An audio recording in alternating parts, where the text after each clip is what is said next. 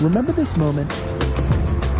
2020 was fresh, full of the optimism of a new year.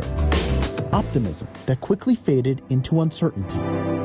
This year has changed how we live and how we work. We're in Albany, Georgia, a city hit hard by the pandemic in a state dealing with some of the highest claims of unemployment. This week, we look at jobs. At some point as a country, we have to start working together to get through all this. As places reopen, recover, and hope to see a resurgence in the face of an uncertain future. This is The Race.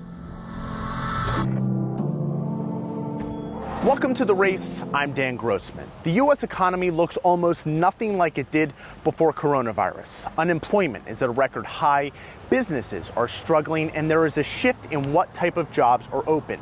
But here in Albany, folks found a way to innovate and keep their businesses from permanently closing before the rest of the state.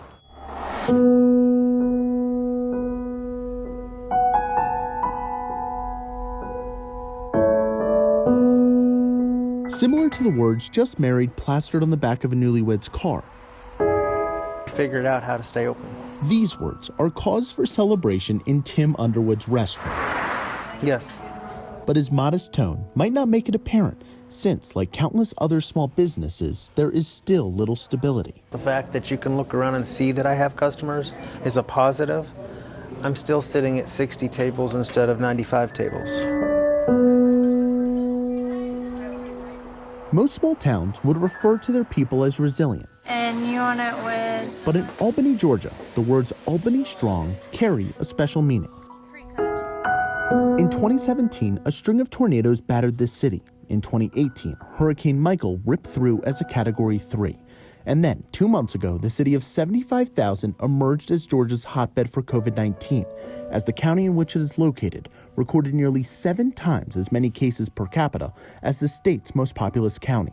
The business impact was immediate, right? It was a swift arc.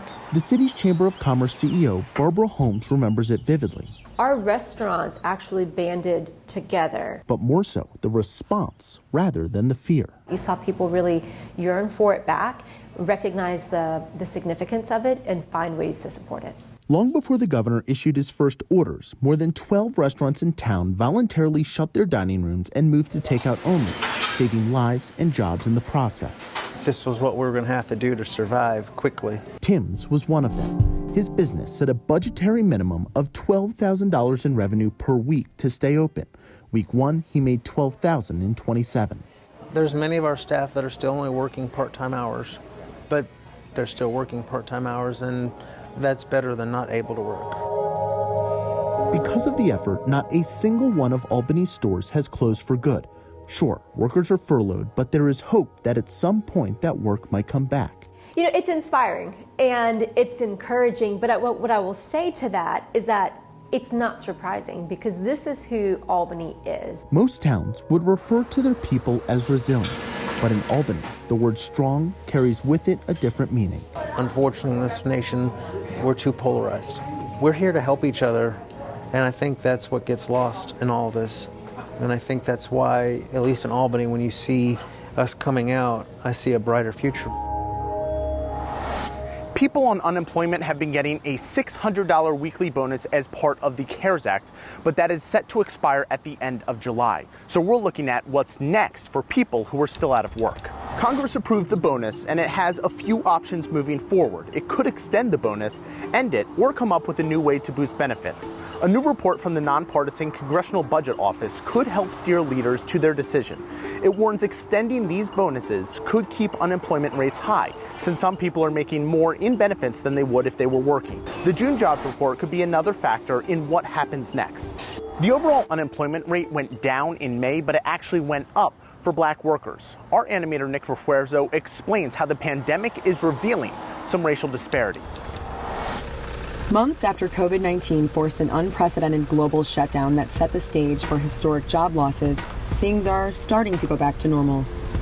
Unemployment appears to be improving, at least at surface level. May's monthly rate was lower than April's, and the economy added an estimated 2.5 million jobs that month. But there's a disparity these reports don't highlight, and that's what unemployment looks like right now for people of color. In May, unemployment was highest among Latinx workers. Black unemployment reached its highest level in a decade, and Asian unemployment rose. You start to see disparities when you bring in white unemployment. In May, it dropped the most, and to the lowest level of any group. Experts say career distribution can help explain some of the disparities. People of color fill a disproportionate number of jobs in retail and hospitality, jobs that were some of the first to be cut as coronavirus spread. But people of color also fill a big portion of jobs like grocery clerks and cooks. Those jobs, considered essential right now, traditionally don't pay much and have been considered most expendable during past economic downturns. And with black workers earning the lowest median income of any group in the U.S., experts worry any cuts to that workforce would have a disproportionate impact. Beyond the pandemic, numbers show black unemployment is consistently higher than white unemployment. There's been progress. The gap has been narrowing since the Great Recession and reached a low point in late 2019. Small business owners across the U.S. are feeling the financial pinch of travel bans and stay-home advisories. Alexa Liaco shows us the unique situation for small businesses near the border. The big bottle for 85. These small conversations Tenemos verde, rojo. are now rare interactions for border town business owner Sunil Gakrea. You see, you've been here for 20 minutes. There's not even one customer that passed time. Since the U.S. banned most travelers coming from Mexico due to COVID-19, business owners in San Ysidro, a welcoming town of two cultures south of San Diego, are in a crushing crisis. Once they close the border, economically, it affects us a lot. So that's our main bread and butter. The San Ysidro Chamber of Commerce says 95% of its shoppers come from Mexico and cross the border into the United States. They say that because the border is limited to only essential travel, their businesses are losing $1.8 million every single day. 48, perdón. Gakrea is no exception. He was forced to lay off the entire staff at his perfume shop. It's only me and my wife working. The family's entire livelihood hangs on the success of this one strip mall. They just opened a pizza shop right next door. Then we reopened, but it's been bad. Named for Gakrea's mother, Maya. It's a tribute he's desperately trying to keep alive. We put everything, our soul and money, every single penny I could have, I don't want to let it go down, in any way. Sunil has been in the United States for more than 2 decades after immigrating from India. He says this city gave him the chance for a different life. I am here because of this community. And I could buy my house, I can run this business, thank God, I can be more blessed, So I don't want to give up a hope. I want to hold on to that. I will hold on to the last breath. The Chamber of Commerce is handing out PPE to help small business owners work safely. But Gakrea says this street on the border can't wait too much longer. Right now, they have to open, just not for me, just for the whole community. They have to. If not, we're going to lose jobs, people go in depression, like you say, it's an American dream. Gakrea is just hoping lawmakers see one thing. We are a great nation, but I think with this time we need other people's help too. For The Race, I'm Alexa Liaco. With historic unemployment levels, there are a lot of people looking for work. We're looking at how the job search has changed since the pandemic started and how to find work in booming industries.